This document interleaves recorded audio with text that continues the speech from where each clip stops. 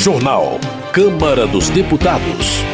Congresso Nacional se reúne nesta terça-feira para apreciar vetos presidenciais. Revisão da Lei Pelé e regulamentação das criptomoedas estão na pauta da Câmara desta semana. Setor de biocombustíveis defende incentivos como estratégia contra a alta do petróleo.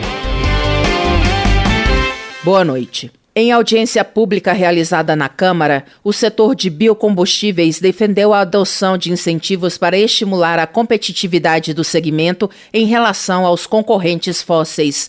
A reportagem é de Murilo Souza. Entidades do segmento de biocombustíveis reunidas na Câmara dos Deputados foram unânimes ao afirmar que o Brasil deve aproveitar a alta nos preços da gasolina e do diesel para apostar no potencial próprio de geração de combustíveis a partir de fontes renováveis, como soja e milho. Eles defenderam a aprovação de uma proposta de emenda à Constituição, já aprovada pelo Senado, que assegura, pelos próximos 20 anos, vantagens econômicas para a produção de biocombustíveis, como etanol, biodiesel, diesel verde, bioquerosene e biometano. Diretor superintendente da União Brasileira do Biodiesel e Bioquerosene, Donizete Tokarski, participou do debate promovido pela Comissão Especial que analisa a PEC. Nós temos hoje uma capacidade industrial de produzir 13 bilhões de litros de biodiesel por ano, enquanto que esse ano nós devemos produzir cerca de 6 bilhões. Ou seja, a indústria está ociosa. Os empresários acreditaram no governo, investiram mais de 10 bilhões de reais nessas 55 indústrias esparramadas por todas as regiões do país em 15 unidades da federação. E a composição do preço, com 10% de mistura, a participação do biodiesel está inferior aos 10%. Ou seja, é compatível a gente aumentar imediatamente essa proporção de biodiesel no diesel. Segundo a proposta, o Congresso Nacional deverá aprovar uma lei complementar a fim de assegurar aos biocombustíveis alíquotas de tributos mais vantajosas do que as aplicadas a combustíveis fósseis. Representando a Confederação Nacional dos Trabalhadores Rurais e Agricultores Familiares, a CONTAG, Eugênio Zanetti aproveitou a reunião para defender a manutenção do programa Selo Biocombustível Social, que garante ao produtor de biodiesel que compra matéria-prima de agricultores familiares alíquotas de PIS/PASEP e COFINS diferenciadas. Soja, a gente sempre se remete, a grandes propriedades. A agricultura familiar aqui do Rio Grande do Sul tem produzido muito soja, tem revertido ali em biodiesel também, e os agricultores aí com a adoção do selo conseguindo ali um importante incremento na renda familiar. O relator da proposta, deputado Danilo Forte, do União, do Ceará, concorda com a ideia de que a atual crise dos combustíveis deve ser vista como oportunidade. O Brasil se encontra na busca de uma solução de um problema que não foi gerado por nós, mas que gera uma oportunidade, inclusive de mostrar ao mundo que nós somos capazes de construir alternativas e dar ao Brasil um novo segmento para a economia e para a política energética. A comissão especial que analisa a proposta de emenda à Constituição, que busca estimular a competitividade dos biocombustíveis em relação aos derivados de petróleo, deverá voltar a se reunir na próxima terça-feira. Da Rádio Câmara de Brasília, Murilo Souza. Carmen Zanotto, do Cidadania de Santa Catarina, apoia o projeto que estimula a competitividade dos biocombustíveis em relação aos concorrentes fósseis. Na visão de Carmen Zanotto, a sociedade espera do poder público a adoção de medidas urgentes que possam reduzir o preço dos combustíveis e, com isso, impactar positivamente a vida do cidadão. Para Neucimar Fraga, do PP do Espírito Santo, é preciso aproveitar o momento de alta dos combustíveis para investir em outras fontes energéticas. Assim, a Petrobras teria concorrência e seria pressionada a reduzir o preço dos derivados de petróleo. Nesse sentido, Neucimar Fraga defende a isenção de impostos para a produção de carros elétricos ou movidos a hidrogênio. Ele também apoia a aprovação de uma lei que defina prazos para reduzir a circulação de carros movidos a combustível fóssil no país. Economia. Sâmia Bonfim, do pessoal de São Paulo, acusa o governo de manter a política de preços da Petrobras para beneficiar os acionistas privados com lucros exorbitantes. Ela explica que no Brasil o custo de produção do combustível é de cerca de $30, enquanto que o preço internacional do barril está em torno de $110. Sâmia Bonfim alerta que enquanto o governo mantiver o preço de paridade internacional, a população terá que pagar o valor fixado pelas empresas petrolíferas. Fábio Trade, do PSD de Mato Grosso do Sul, afirma que não adianta mudar a diretoria da Petrobras se a política de preços dos combustíveis continuar a mesma. Na opinião do parlamentar, é preciso desvincular o petróleo da dolarização automática. Fábio Trade pondera que a criação de um subsídio com recursos da União para segurar a alta dos combustíveis também é um instrumento legítimo. Ele entende que o interesse do mercado financeiro não pode se sobrepor ao interesse da população. Bom Gás, do PT Gaúcho, acredita que a Petrobras segue diretrizes do governo federal e entre elas está a dolarização do preço dos combustíveis. As medidas, segundo ele, prejudicam os agricultores e comerciantes que dependem do transporte feito majoritariamente por caminhões a óleo diesel. Bom Gás acrescenta que a instalação de uma CPI da Petrobras para investigar o preço dos combustíveis pode piorar a situação, manchando a imagem da estatal e criando espaço para sua privatização. Segundo o deputado, é necessário investir na empresa, que ele considera um agente importante do desenvolvimento nacional. Já Aline Sleutes, do PROS do Paraná, salienta que a política de preços da Petrobras foi estabelecida por lei em 2016, ou seja, antes do atual governo. Segundo a deputada, se há o interesse político em mudar o método, que o Congresso intervenha e altere a legislação. Aline Sleutes avalia que o Brasil poderia estar melhor se governos anteriores tivessem investido em refinarias, no lugar de enviar recursos do Brasil a países estrangeiros. Ela defende a discussão sobre o monopólio da Petrobras, a mudança na política de preços e a taxação de lucros. Bibo Nunes, do PL do Rio Grande do Sul, lamenta a crise mundial do petróleo e afirma que, perante o resto do mundo, o Brasil nunca esteve com um combustível tão barato. De acordo com o parlamentar, pela primeira vez, os uruguaios estão atravessando a fronteira para abastecer seus veículos em solo gaúcho. Bibo Nunes também rebate acusações de que o governo federal é o responsável pelos seguidos aumentos praticados pela Petrobras. O deputado lembra que o executivo tem tomado várias medidas para baixar o preço nas bombas dos postos de gasolina. Paulo Marinho Júnior, do PL, critica o governo do Maranhão por acionar o Supremo Tribunal Federal contra a lei que limita a tarifa do ICMS sobre alguns produtos essenciais. Na opinião do parlamentar, é estranho que um governo questione a relevância dos combustíveis, da energia elétrica e das telecomunicações no dia a dia da população. Paulo Marinho Júnior avalia que a decisão do governo maranhense prioriza o faturamento do caixa em detrimento da situação econômica da população. Ele entende que o poder público tem o dever de buscar meios de atenuar as consequências da inflação. Paula Belmonte, do Cidadania, lamenta a postura do governo do Distrito Federal, que, segundo a parlamentar, não se manifestou sobre a isenção de cobrança de ICMS dos combustíveis. Paula Belmonte afirma que o governo local espera a decisão do Supremo Tribunal Federal em vez de se solidarizar com as dificuldades enfrentadas pelos brasilienses, que têm pago uma das gasolinas mais caras do país. Adriana Ventura, do Novo de São Paulo, avalia que o relatório da Lei de Diretrizes Orçamentárias apresenta importantes mudanças no texto, dando mais transparência à execução do orçamento previsto.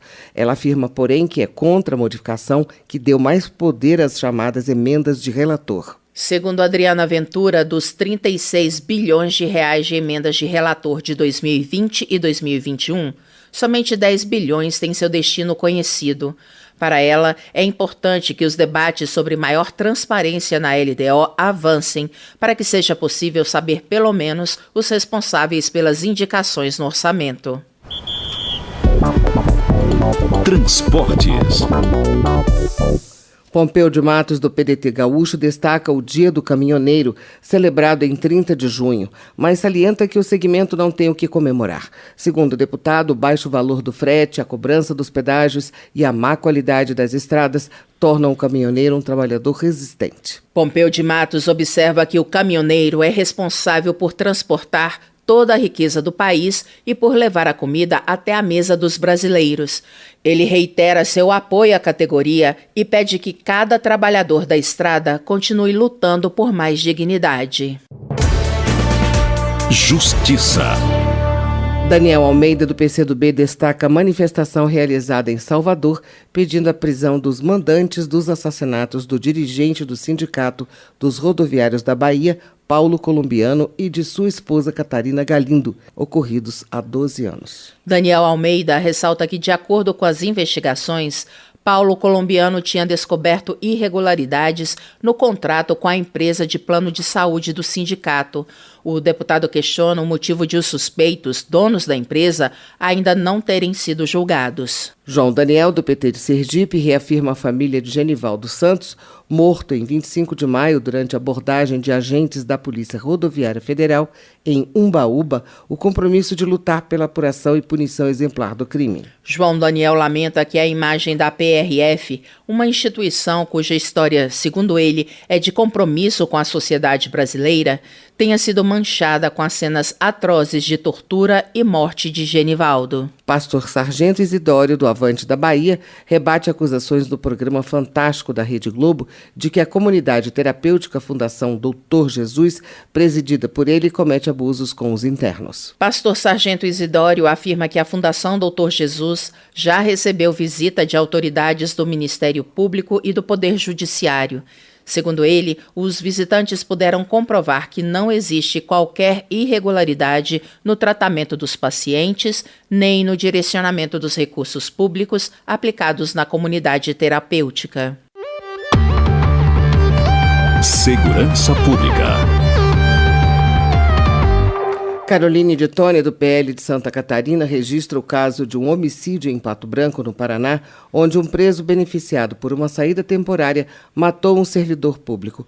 Ela reivindica o fim de benefícios para detentos perigosos. Caroline de Tônia questiona a razão pela qual o sistema penal concede benefício de liberdade provisória a um condenado por homicídio e estupro. Para a deputada, a saída temporária é uma autorização do Estado para que o marginal volte a cometer crimes. Joênia Wapichana, da rede de Roraima, lamenta o assassinato do indígena Vitor Fernandes durante confronto entre os povos originários da etnia Guarani Kaiowá e policiais militares em Mato Grosso do Sul no final de junho. Joênia Wapichana também destaca os trabalhos da comissão externa criada para acompanhar as investigações do caso Bruno Pereira e Dom Phillips. Segundo ela, é preciso investigar as circunstâncias por trás das duas mortes. A deputada avalia que, enquanto não houver a demarcação das terras indígenas, os povos originários continuarão a sofrer com ameaças e violência. Saúde.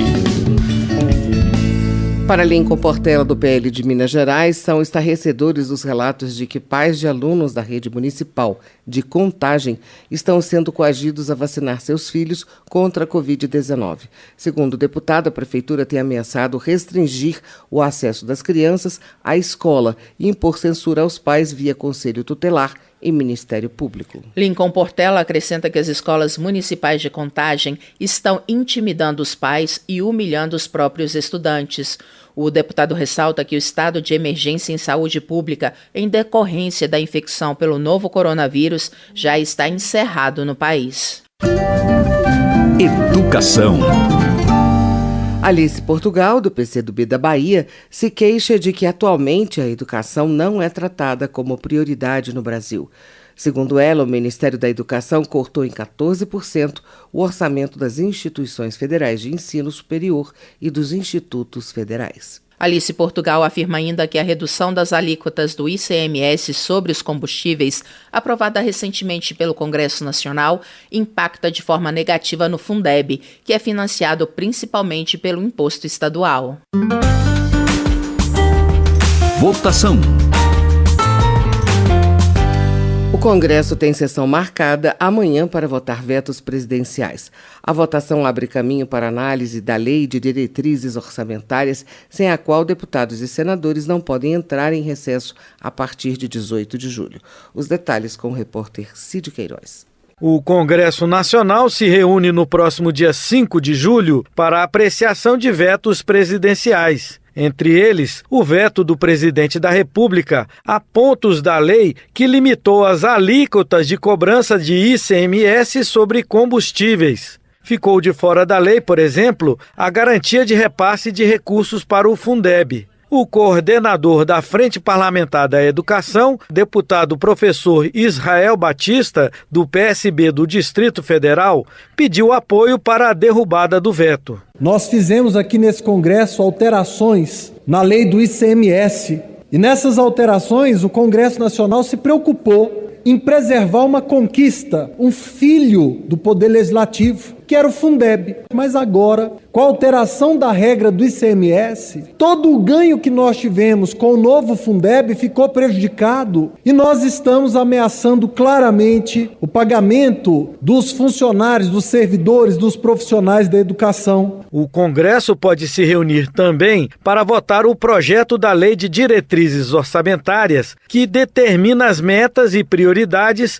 para os gastos públicos do ano que vem. Entre os pontos mais polêmicos aprovados no relatório da Comissão Mista de Orçamento está o dispositivo para tornar obrigatória a execução das emendas de relator geral do orçamento, classificadas como RP9.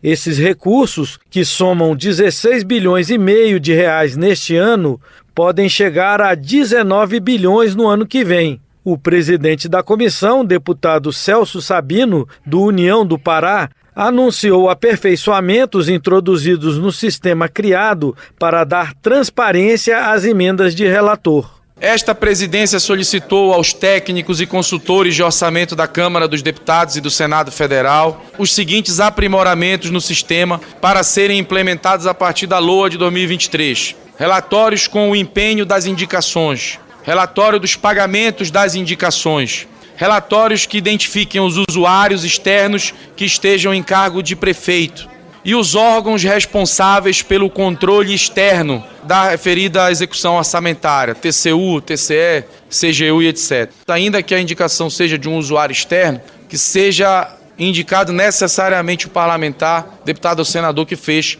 o pedido de prioridade daquele recurso. Já no plenário da Câmara está prevista a votação nos próximos dias do projeto que atualiza a Lei Pelé.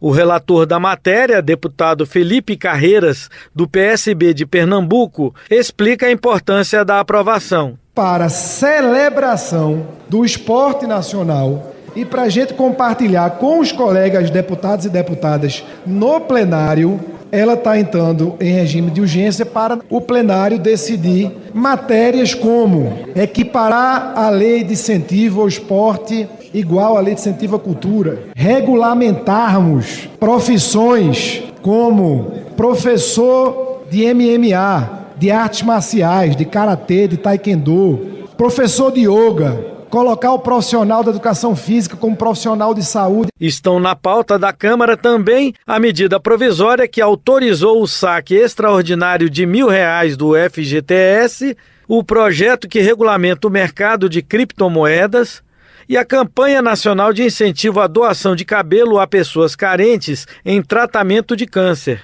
Outras propostas estarão na pauta do plenário desta semana e você pode acompanhar todos os debates e votações pela Rádio e TV Câmara, pelo portal da Câmara na internet e pelo nosso canal no YouTube. A gente está também nas redes sociais e no aplicativo Câmara ao Vivo no seu celular.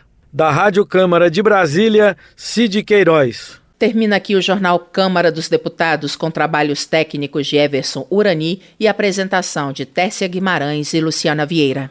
Uma boa noite para você. Boa noite para você. Ouça agora as notícias do Tribunal de Contas da União. Minuto do TCU.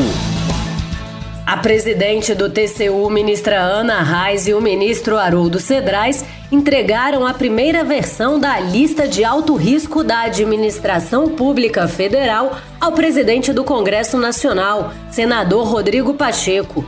O documento consolida 29 temas em diversas áreas que o TCU considera de alto risco para o país por apresentarem vulnerabilidade à fraude, desperdício, abuso de autoridade, má gestão ou necessidade de mudanças profundas. O objetivo é garantir o cumprimento das políticas públicas.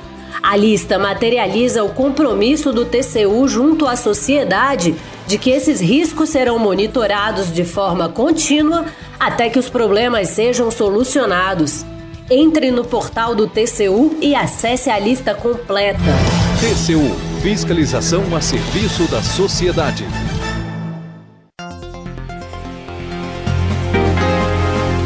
Você ouviu A Voz do Brasil. Boa noite.